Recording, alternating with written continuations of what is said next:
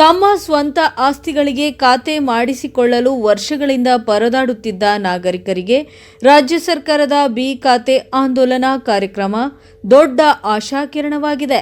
ಈ ಯೋಜನೆ ಅಡಿ ನೂರಾರು ಜನರು ತಮ್ಮ ಆಸ್ತಿಗಳ ಖಾತೆಯನ್ನ ಮಾಡಿಸಿಕೊಂಡು ದಾಖಲೆಗಳು ಪಡೆಯುತ್ತಿದ್ದು, ಜನರ ದೀರ್ಘಕಾಲದ ಕನಸಿಗೆ ನೆರವೇರುತ್ತಿದ್ದು, ವಾರ್ಡಿನ ಜನರು ಪರವಾಗಿ ಮುಖ್ಯಮಂತ್ರಿ ಸಿದ್ದರಾಮಯ್ಯ, ಸ್ಥಳೀಯ ಶಾಸಕ ಪ್ರದೀಪ್ ಈಶ್ವರ್ ಹಾಗೂ ಜಿಲ್ಲಾ ಉಸ್ತುವಾರಿ ಸಚಿವ ಡಾಕ್ಟರ್ ಎಂಸಿ ಸುಧಾಕರ್ ಅವರಿಗೆ ಧನ್ಯವಾದಗಳು ತಿಳಿಸುತ್ತೇನೆ.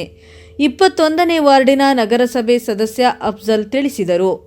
ನಗರದ 21ನೇ ವಾರ್ಡ್ನ ನಗರಸಭಾ ಸದಸ್ಯ ಅಫ್ಜಲ್ ಅವರ ನೇತೃತ್ವದಲ್ಲಿ ವಾರ್ಡಿನ ನಿವಾಸಿಗಳಿಗೆ ಬಿ ಖಾತೆ ವಿತರಣೆ ಕಾರ್ಯಕ್ರಮ ನಡೆಯಿತು. ಈ ಸಂದರ್ಭದಲ್ಲಿ ಮಾತನಾಡಿದ ಅಫ್ಜಲ್, ಅನೇಕ ವರ್ಷಗಳಿಂದ ಜನರು ತಮ್ಮ ಮನೆ, ನಿವೇಶನಗಳ ಖಾತೆ ಇಲ್ಲದ ಕಾರಣ ಹಲವಾರು ತೊಂದರೆಗಳನ್ನು ಅನುಭವಿಸುತ್ತಿದ್ದರು. ಜನರ ಕಷ್ಟವನ್ನು ಮನಗಂಡ ಸರ್ಕಾರ ಬಿ ಖಾತಾ ಆಂದೋಲನ ಜಾರಿಗೆ ತಂದಿದ್ದು, ಈ ಆಂದೋಲನ ಯಶಸ್ವಿಯಾಗಿ ನಡೆಯುತ್ತಿರುವುದು ಸಂತಸದ ವಿಷಯ ಎಂದರು.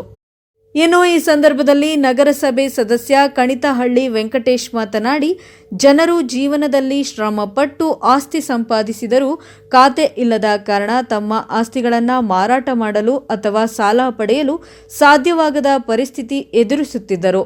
ಈಗ ಸರ್ಕಾರದ ಈ ಬಿ ಖಾತೆ ಆಂದೋಲನದಿಂದ ಜನರಿಗೆ ಕಾನೂನು ಬದ್ಧತೆ ದೊರೆಯುವಂತಾಗಿದೆ. ಇದು ಸರ್ಕಾರದ ಜನಪರ ಕ್ರಮ ಎಂದು ಹೇಳಿದರು. Bureau news, Praja Power TV, Chikkaballapur. 21 Shantinagar ಜನಗಳಿಗೆ ಅಭಿನಂದಿಸುತ್ತೇನೆ. ನಮ್ಮ ಕಾಂಗ್ರೆಸ್ ಸರ್ಕಾರ ಬಡವ್ರಿಗೆ ಏನಿದು ಈ ಸ್ಕೀಮ್ ತಂದುಕೊಟ್ಟಿದ್ರು, ಬಿ ಖಾತೆಗಳಾಗಬೇಕು ಅಂತ ಸುಮಾರು 20-25 ವರ್ಷದಿಂದ ನಾವು ಜನಗಳ ಬಾಯಲ್ಲಿ ಕೇಳ್ತಾನೆ ಇದ್ವಿ, ಖಾತೆಗಳಾಗಿಲ್ಲ ಅಂತ ಹೇಳ್ತಾ ಇದ್ರು. ಮೊದಲನೇದಾಗಿ ಸಹಾಯ ಮಾಡಿರೋದಕ್ಕೆ ನಮ್ಮ ಸಿದ್ದರಾಮಯ್ಯ ಸಾಹೇಬರಿಗೆ, ನಮ್ಮ ಪ್ರದೀಪ್ ಸಾರ್ಗೆ, ನಮ್ಮ ಇರ್ತಾ ಇತ್ತು, ಅವ್ರಿಗೆ ದಾರಿ ಬೇರೆ ಇರುತ್ತೆ. ಸಾಲ ಮಾಡಬೇಕಾಗಿತ್ತು, ಮನೆ ತೊಗೊಳೋದು, ಮಾರಾಟ ಮಾಡೋದು, ಟ್ಯಾಕ್ಸ್ ಕಟ್ಟೋಕ್ಕಾಗ್ತಾ ಇಲ್ಲ. ಇದು ಸ್ಲಮ್. ಇದು 86-87ರಲ್ಲಿ ಎಲ್ಲ ಫ್ರೀ ಸೈಟ್ಸ್ ಕೊಟ್ಟಿದ್ದೀವಿ ಶಾಂತಿನಗರಲ್ಲಿ.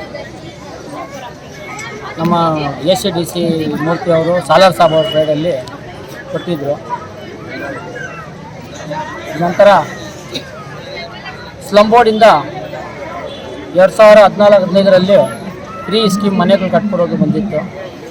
ಆ ಟೈಮಲ್ಲಿ 136 ಮನೆ ಸ್ಕೀಮಲ್ಲಿ ಕಟ್ಕೊಟ್ಟಿದ್ವಿ. ಮತ್ತು 790 ಮನೆ ಅನ್ನೋ ಅಷ್ಟೇ ಬಂದಿತ್ತು. ಅದರಲ್ಲಿ ಕೂಡ 36-37 ಮನೆ ಅದರಲ್ಲೂ ಶಾಂಕ್ಷನ್ ಮಾಡಿದ್ವಿ. ಅದರಲ್ಲಿ 15 ಮನೆ ಕೆಲಸ ಮುಗಿದಿದೆ.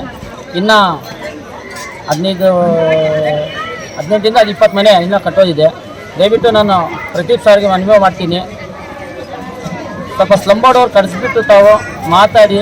ಯಾರಿಗೂ ಫೋನ್ ರೆಸ್ಪಾನ್ಸ್ ಮಾಡ್ತಾ ಇಲ್ಲ ಅವರು, ಯಾವುದು ಮನೆಗಳು ಕೆಲಸ ನಡೀತಾ ಇಲ್ಲ. ಬಡವರು ಬಾಡಿಗೆ ಕಟ್ಟೋಕ್ಕಾಗಲ್ಲ ಅವ್ರ ಕೈಯಲ್ಲಿ. ವರ್ಷಾಂತ್ಯಗಳು ಕೆಲಸ ಮಾಡಿಬಿಟ್ಟು ನಿಲ್ಲಿಸ್ಬಿಟ್ಟಿದ್ದಾರೆ. ದಯವಿಟ್ಟು ನಮ್ಮ ಪ್ರದೀಪ್ ಸಾರ್ಗೆ ನಾನು ಮನವಿ ಮಾಡ್ತೀನಿ, ಸ್ಲಮ್ ಬೋರ್ಡ್ ಅವ್ರು ಕರೆಸಿಬಿಟ್ಟು ಅವ್ರು ಮಾತಾಡಿಬಿಟ್ಟು ಬಡವ್ರು ಕೆಲಸ ಮಾಡಬೇಕಂತ ನಮ್ಮಲ್ಲಿ ಮನವಿ ಮಾಡ್ತೀವಿ. ಅರ್ಜಿ ಸಲ್ಲಿಸೋ ಟೈಮಲ್ಲಿ 280 ಅರ್ಜಿಗಳು ಹಾಕಿದ್ವಿ. ಆಮೇಲೆ ಜನಗಳಿಗೆ ಇದು ಆಗ್ತದೋ ಇಲ್ಲೋ ಅನ್ನೋದು ಅವ್ರಿಗೆ ಗ್ಯಾರಂಟಿ ಇರಲಿಲ್ಲ. ನನಗೆ ಕೆಲಸ ಆಗೋದು ನೋಡಿ ಅವರೇ ಒಬ್ಬೊಬ್ಬರು ತಂದುಕೊಟ್ಟು ಟೋಟಲ್ 450 ಅರ್ಜಿ ತಂದುಕೊಟ್ಟಿದ್ರು ನಮ್ಮ ಹತ್ರ. ಅದರಲ್ಲಿ 420 ಚಿಲ್ಲರೆ ಖಾತೆ ಆಲ್ಮೋಸ್ಟ್ ಮಾಡಿಬಿಟ್ಟಿದ್ದೀವಿ. ಇನ್ನೊಂದು 20 ಚಿಲ್ಲರೆ ಕೆಲವರು ಟ್ಯಾಕ್ಸ್ ಕಟ್ಟೋಕೆ ಆಗಿಲ್ಲ, ಅವ್ರ ಕೈಯಲ್ಲಿ ಹಂಗೆ ಪೆಂಡಿಂಗ್ ಇದೆ. ಅವ್ರಿಗೂ ನಾನು ಮನವಿ ಮಾಡ್ತೀನಿ, ಟ್ಯಾಕ್ಸ್ ಕಟ್ಟಿದ್ರೆ ಸರ್ಕಾರ ನಡೆಸೋಕ್ಕೂ ಆಗೋದು.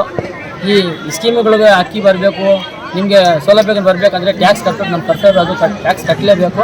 ಅದರಿಂದ ಏನು ಪೆಂಡಿಂಗ್ ಇದೆ ಟ್ಯಾಕ್ಸ್ ಒಂದು ಕಟ್ಬಿಡಿ. ಉಳಿಕೆದು ಏನಿದೆ ಯಾರ್ಯಾರು ಖಾತೆ ಆಗಿಲ್ಲ ದಯವಿಟ್ಟು ತಮ್ಮಲ್ಲಿ ಮನವಿ ಮಾಡ್ಕೊಡ್ತೀನಿ, ಬಂದು ನಮ್ಗೆ ಹೇಳಿ. ನಿಮ್ಮ ಮನೆ ಬಾಗಿಲು ಬಂದು ನಿಮ್ಮ ಕೆಲಸ ನಾನು ಮಾಡ್ಕೊಡ್ತೀನಿ ಅಂತ ತಮ್ಮಲ್ಲಿ.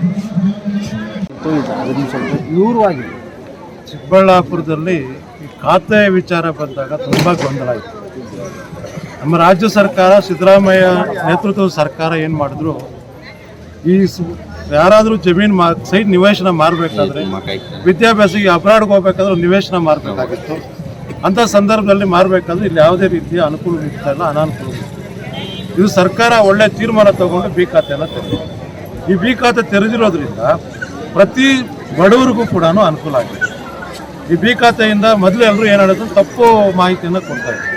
ಈ ಬಿ ಖಾತೆಯಿಂದ ಯಾವುದೇ ರಿಜಿಸ್ಟರ್ ಆಗೋದಿಲ್ಲ ಮತ್ತು ಅದರಿಂದ ಏನು ಯೂಸ್ ಇಲ್ಲ ಅಂತಕ್ಕಂಥದ್ದು ವಿರೋಧ ಪಕ್ಷದವರು ಅವರು ಇವರು ಮಾಹಿತಿ ಕೊಡ್ತಾರೆ.